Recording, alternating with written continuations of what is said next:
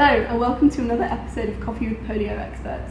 Today I'm here in N'Djamena, which is the capital of Chad, with Dr. Bosco, who is the World Health Organization representative for the country. Welcome. Thank you. I'm hoping today that you can tell us a little bit about the outbreak response that's ongoing in Chad and the wider Lake Chad Basin. Yes. Perhaps you could outline the situation for us and what exactly the task team is doing. What I would like really to say is that when white polio virus occurred in Nigeria, northern east of Nigeria, that was in August 2016, the WHO and its partners, they set up a team, an international team, that is focusing on the countries that are neighboring Lake Chad region, because now those countries became emergency outbreak for polio virus. Those countries are Chad, are Niger, and Nigeria, are Central African Republic, and then Cameroon. So this team is working here under our leadership and coordination, and really we are focusing on the Lake Chad to make sure that all the settlements, all the islands on the Lake Chad are reached, so that all the kids that are living in those places are immunized against polio. And perhaps you could tell me a little bit about why it's so important that those islands are reached. What are the difficulties? The difficulties are, we have many difficulties there. First of all, the location of those islands. You know, according, for example, to the weather, when it is raining, some of the islands disappear.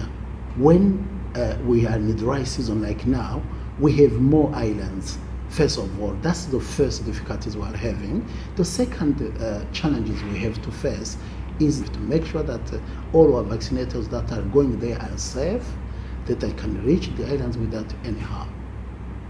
And that's very interesting, especially with the difference between the dry season and the wet season and all of the geographical challenges that are very sort of tangible and difficult to overcome. I wonder, how does the task team overcome them? What strategies are they using?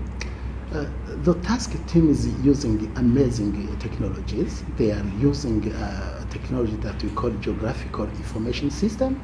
That is really doing very well. We can know where all those settlements are located, where all those islands are located. We can count them. We can make very nice maps that we can use really to reach all those settlements and islands. The first thing that the task team is doing. The second thing, technology that they're using, is a mobile phone-based surveillance. That's also amazing, because you know this country is huge, and then using mobile phone-based surveillance is helping us a lot to know exactly how many kids we have, where our vaccinators are going, which areas they have reached and which areas they don't have reached. And really this is giving us, this combination of two technologies is really helping us to ensure that this region is really immunized. And I'm correct in thinking that this is what's called a vaccine tracking system? Exactly. So it's on the mobile phone and the vaccinator takes it with them when they vaccinate a child. Exactly. And so you can feed back the data and see Exactly. this vaccinator has been to these houses, and to some houses perhaps they haven't stayed long enough or they haven't been, and then the task team can kind of react and offer some feedback. Yeah, I think that this technology can be applied not only on the Lake Chad region, but actually nationwide. That's what we're going to do when we finish the job on the Lake Chad region. See, that's interesting, because a next step for WHO is sort of expanding routine immunization and sort of they're using the polio infrastructure, if I'm correct, in sort of offering some routine immunization activities. Correct. Perhaps you could tell me a little bit about that. Correct. You know, we have just finalized what we call the post-polio plan. You know, we are sure that very soon we're going to eradicate polio in this country and then the neighboring countries maybe. Now really we have to use the strategies, the equipment, the material, all really the good things we have been doing to eradicate polio. We're going to apply those things on the other vaccine preventable diseases such as measles, such as meningitis, And really here in Chad, we need that very much because our routine immunization rates are very, very low. And I think Bill Gates as well, who obviously the Gates Foundation is a big partner for the GPEI, I think he also was sort of talking about routine immunization when he visited here quite recently. Oh yes, we were lucky enough to have really this high-level advocacy visit from Bill and Melinda Gates Foundation, Mr. Gates himself, and then another very important personality also who was coming from Nigeria. This is Mr. Aliko Dangote. They were together here in this office, and they talked to the president of Chad about really and advocate on how we can really boost the routine immunization program using the methodologies and the strategy we used to do so well on polio eradication program. Because because of the involvement, for example, of the top leadership here, I mean the president, were able very fast to get our certificate of a free polio country. But of course, the battle isn't over to prevent potential poliovirus spread from Nigeria.